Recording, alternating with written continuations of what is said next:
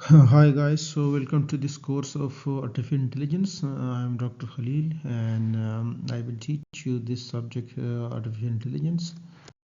ये जो कोर्स बनाया गया है वो बेसिकली अंडर ग्रेड लेवल पे जो स्टूडेंट्स है कंप्यूटर साइंस के या सॉफ्टवेयर इंजीनियरिंग के या आर्टिफिशियल इंटेलिजेंस के या डेटा साइंस के या साइबर सिक्योरिटी के या कुछ लेवल पे तो आजकल ये इवन मेकाट्रॉनिक्स में इलेक्ट्रिकल इंजीनियरिंग वगैरह में भी पढ़ाया जाता है. But you should keep in mind that this is basically a very basic course of artificial intelligence.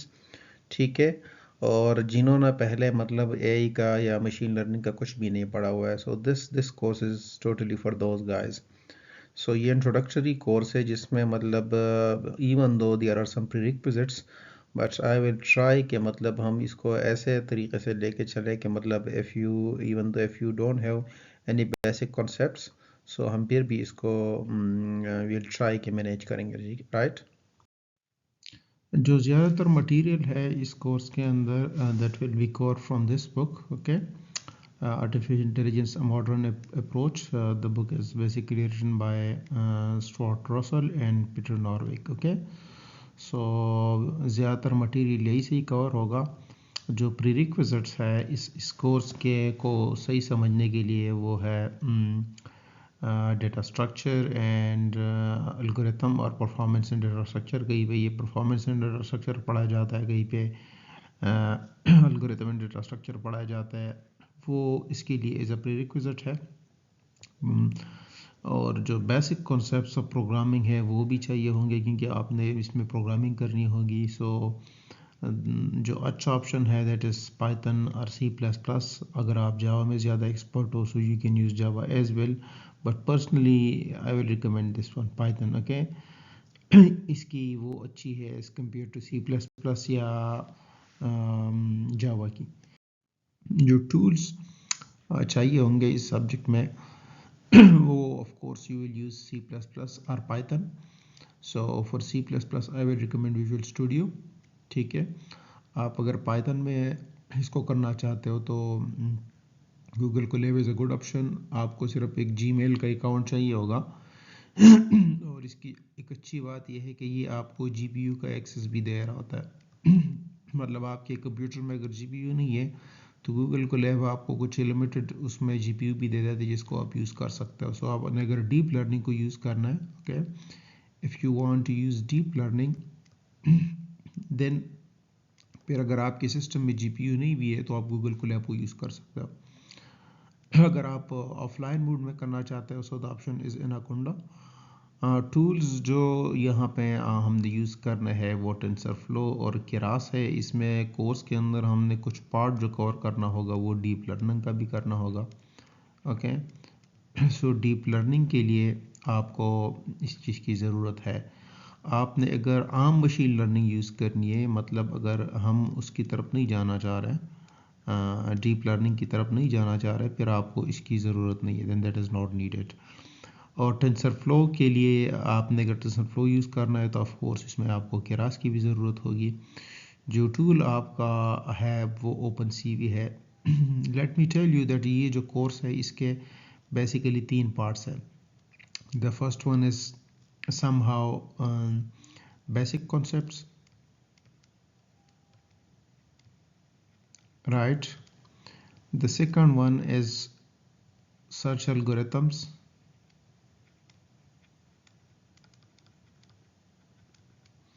and the third one is implementation. Okay, so ये जो बेसिक कॉन्सेप्ट्स है ये जस्ट आप एआई को समझने की कोशिश करेंगे.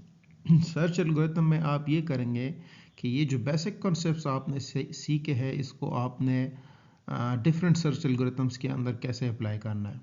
And the third part is implementation. तो इम्प्लीमेंटेशन में आपने फिर जो एआई के कॉन्सेप्ट आपके पास आ गए हैं उसको आपने कहीं ना कहीं इम्प्लीमेंट करना होगा. मिसाल के तौर पर इस कोर्स में नॉर्मली मैं जो यूज़ करता हूँ वो कंप्यूटर विजन को यूज़ करता हूँ इम्प्लीमेंटेशन में. And along with that I normally use natural language processing, NLP जिसको कहते हैं. ओके. सो जब आपने इम्प्लीमेंटेशन करनी होगी आपने कंप्यूटर विजन और NLP को यूज़ करना होगा. So for that case then this Open CV is needed. Okay, यहाँ ये आपको चाहिए होगा. So at least इस कोर्स में you can say that 25% of the course is covered somehow from the implementation is parts है. तो ये ज़रूरी है आपको समझना. Okay, so what are the course overview and objectives? Let me tell you that ये जो कोर्स है ये रिकमेंडेड है BS लेवल पे जो कंप्यूटर साइंस के स्टूडेंट्स है, सॉफ्टवेयर इंजीनियरिंग के स्टूडेंट्स है, या मैं शॉर्टली सॉफ्टवेयर इंजीनियरिंग के लिखता हूँ, या EE के जो स्टूडेंट्स है जो नॉर्मली उसको पढ़ते हैं AI के बेसिक कॉन्सेप्ट्स को, AI का जो आर्टिफिशियल इंटेलिजेंस के जो स्टूडेंट्स है जो इनिशियल उस पर पढ़ते हैं, और इसके अलावा डेटा साइंस के जो स्टूडेंट्स हैं. तो ये उनकी जो इनिशियल कोर्स है वो कोर्स है. ओके, सो आपने ये जहन में याद रखना है कि ये बेसिक इम्प्लीमेंटेशन है, ये कोई डिटेल में हम नहीं जा रहे. ओके, सो जो ऑब्जेक्टिव्स है सो वो ये है to introduce and familiarize you with the basic concept of AI. So पहली बात ये है कि आपने AI के बेसिक कॉन्सेप्ट को समझना है. Okay, learn and understand AI को समझना है हमने कि AI है क्या चीज़, what are intelligent agents and how are intelligent agents used. तो यहाँ पे दो नई चीज़ें आ रही है, वो है इंटेलिजेंट एजेंट और agent. So let me tell you that agent जो है ना ये एक टर्मिनोलॉजी है जो नॉर्मली AI के अंदर यूज़ होती है. सो इसके बेसिकली दो पार्ट होता है, एक होता है सेंसर और दूसरा इसका होता है actuators. Okay, so let me tell you an example of a human. हम है.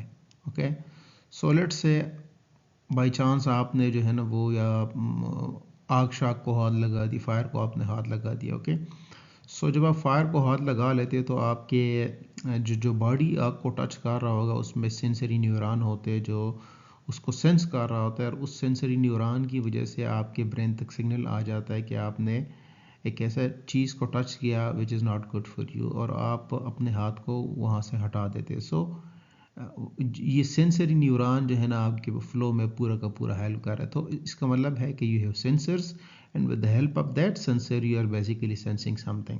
ओके, अब जब आपने सेंस कर लिया और आपके सेंट्रल नर्वस सिस्टम में सिग्नल आ गया कि the thing which you touch is not good, so आप एक्चुएटर से आप अपने हाथ को वहाँ से जल्दी से हटा देते हैं. So it's something like that. अब एजेंट्स के दो पार्ट होंगे, सेंसर्स होंगे और एक्चुएटर्स होंगे. ओके, सो ये जनरल एजेंट की बात है. मसलन आपका मिसाल के तौर पर लेग है, योर हैंड है, इसके अलावा आपके जो आइज़ है, all these are sensory elements. Okay, और इनमें कुछ सेंसरी है, कुछ वो है एक्चुएटर्स है. सो अब हमने करना क्या है कि एजेंट में ये दो चीज़ें तो है, सेंसर्स भी है, एक्चुएटर्स भी है. हमने AI के अंदर इन चीज़ों को इंटेलिजेंट बनाना है. सो तब आपका एजेंट क्या होगा, इंटेलिजेंट एजेंट होगा.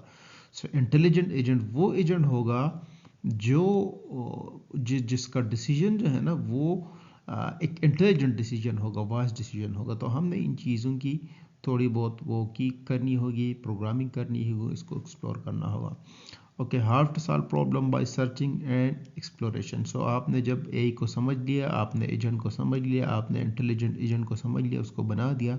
अब हमने क्या करना है, हम सर्चिंग एल्गोरिथम से उस इंटेलिजेंट एजेंट को डिप्लॉय करेंगे and we will try to know कि हमने जो एजेंट डिज़ाइन किया वो इंटेलिजेंट है कि नहीं है.